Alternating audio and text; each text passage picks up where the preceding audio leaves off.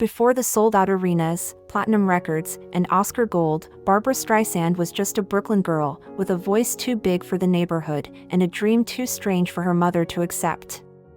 She chased fame with the raw urgency of someone who had always felt unseen.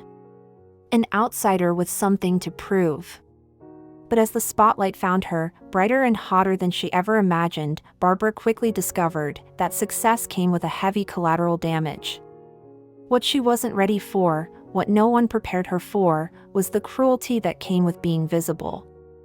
With every standing ovation came a whisper, a headline, a lie. Stories twisted her ambition into arrogance, her confidence into coldness. People who had never met her spoke with authority about who she was. The more she rose, the more they tried to cut her down. In the rush from obscurity to icon, Barbra learned that fame didn't just open doors. It opened her life to judgment, distortion, and hatred. That includes being falsely depicted by the press. I was disillusioned with these interviews.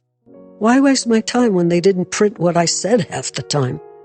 Why wasn't the truth enough? Barbra learned very quickly that correcting the story would only draw more attention to it. And I didn't want this kind of attention. I didn't like being looked at so closely.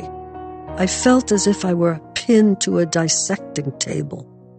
Barbra still struggles with the press making up stories about her. She is especially very protective of her private life. But despite Barbra's attempts to try to remain as private as she can, the press has never stopped speculating and creating rumors about her marriage to Jim Brolin. In her memoir, Barbra shares an awkward story that happened to her and Jim just recently at a grocery store. We walked into the market holding hands, and a man came up behind us and said in a loud voice, "I'm so happy to see you back together." Back together? When were we apart? Did my husband move out and I somehow failed to notice? Although Barbra knows that these kinds of stories often stem from the public's fascination with celebrities and the media's need to generate sensational headlines, they are still very unpleasant to her. You see, I like facts. I have great respect for facts. And the idea of just making something up really bothers me.